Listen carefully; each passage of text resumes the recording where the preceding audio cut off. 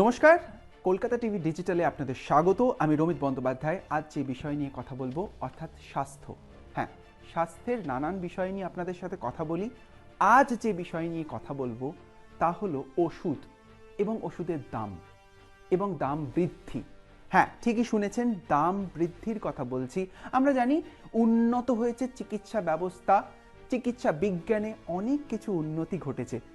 একটা সময় ছিল, বা আমরা খুব বেশি একটু কয়েক বছর আগের কথা যদি দেখি, তখন কিন্তু মানুষের ঘরে ঘরে এত ওষুধ খাওয়া এই চলটা বোধহয় ছিল না, যতদূর শুনেছি।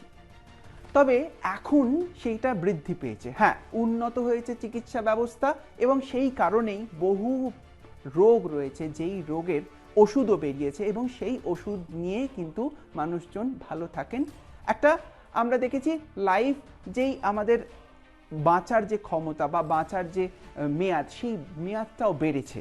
অর্থাৎ আমরা বেশি দিন বাঁচছি বেশ কিছু রোগ নিয়ে। তবে এই যে ক্রনিক ডিজিজ যেগুলো রয়েছে, বা আমরা যেরকম বলি stroke, heart attack, COPD, asthma, Alzheimer's, এই ধরনের রোগগুলো থাকলে এখন ওষুধ খেতে হয় মানুষদের রেগুলারলি। প্রতি মাসে একটা টাকা কিন্তু বরাদ্দ করে রাখতে হয় সেই ওষুধের জন্য। কিন্তু সেই ওষুধগুলোর দাম বৃদ্ধি হচ্ছে। হ্যাঁ, এইখানেই বিষয়টা, ওষুধগুলোর দাম বৃদ্ধি হয়েছে। দাম বৃদ্ধি হয়েছে প্রায় কিছু কিছু জায়গায় দেখা যাচ্ছে, কিছু কিছু ওষুধের ক্ষেত্রে দেখা যাচ্ছে সেটা 600%, অর্থাৎ 600%, বা তার থেকেও বেশি 1100%। অর্থাৎ এই যে যে ম্যানুফ্যাকচারিং কস্ট আছে এমআরপি, সেই এমআরপির থেকে 600% বা 1100% এতখানি বৃদ্ধি হচ্ছে। অর্থাৎ একটা সাধারণ মানুষ সেই ওষুধটা কিনতে গেলে তার পকেটে কিন্তু টান পড়ছে। সাধারণ মানুষ যাদের সীমিত আয়, তাদের কিন্তু বেশ খানিকটা মুশকিলের মধ্যে পড়তে হচ্ছে। অর্থাৎ এই ওষুধগুলো তাদেরকে খেতেই হয় এবং এই ওষুধগুলো প্রত্যেক মাসে তাদের লাগে। পকেটে পড়ছে টান। এখানেই আসছে প্রশ্নটা, এখানে তার দায় কার?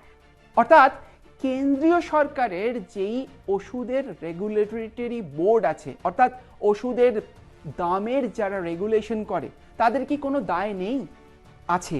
সাধারণ মানুষ যেভাবে এটাকে ভুক্তভোগী হচ্ছে, তার সাথে সাথে কিন্তু দেখা যাচ্ছে যারা এই রেগুলেটরি বোর্ড যারা রয়েছে তাদেরকে প্রশ্ন করা হয়েছে, তাদেরকে আছে একটা রিপোর্ট জমা করা হয়েছে এবং সেই রিপোর্টে দেখা যাচ্ছে এই যে সংসদীয় স্থায়ী কমিটি, অর্থাৎ কেমিক্যাল অ্যান্ড ফার্টিলাইজার বিষয়ক যে সংসদীয় স্থায়ী কমিটি, তারা প্রশ্ন তুলেছে। অর্থাৎ এই রেগুলেশনের জন্য 2013 সালে আমরা জানতাম যে ড্রাগ প্রাইস কন্ট্রোল বলে একটি আইন আছে। তবে 2013 সাল, 13 থেকে আজকে 25, অর্থাৎ এতগুলো বছরে বহু চেঞ্জেস হয়েছে, বহু বদল ঘটেছে।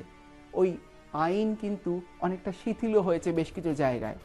তাই আবার নতুন আইন প্রয়োগের কথা বলা হয়েছে। তবে আইন প্রয়োগ হবে কি হবে না সেটা নিয়ে কিন্তু সাধারণ মানুষের কোনো রকমভাবে চিন্তা নেই। চিন্তার জায়গা আবেদন, যেটা আবেদন কিন্তু কেন্দ্রীয় সরকারের কাছে। তাদের এই যে সাধারণ মানুষ যাদের পকেটে টান পড়ছে ওষুধ কিনতে গিয়ে, আবারও বললাম ক্রনিক ডিজিজে যারা আক্রান্ত, যাদেরকে প্রত্যেক মাসে কোনো না কোনো রোগের জন্য এই ওষুধ কিনতে হয়, তাদের কিন্তু পকেটে টান পড়ছে। আর তারাই বলছে যে এই কেন্দ্রীয় সরকারকে কিন্তু এর দায় নিতে হবে, কমাতে হবে, এর কিছু একটা ব্যবস্থা নিতে হবে কেন্দ্রীয় সরকারকে।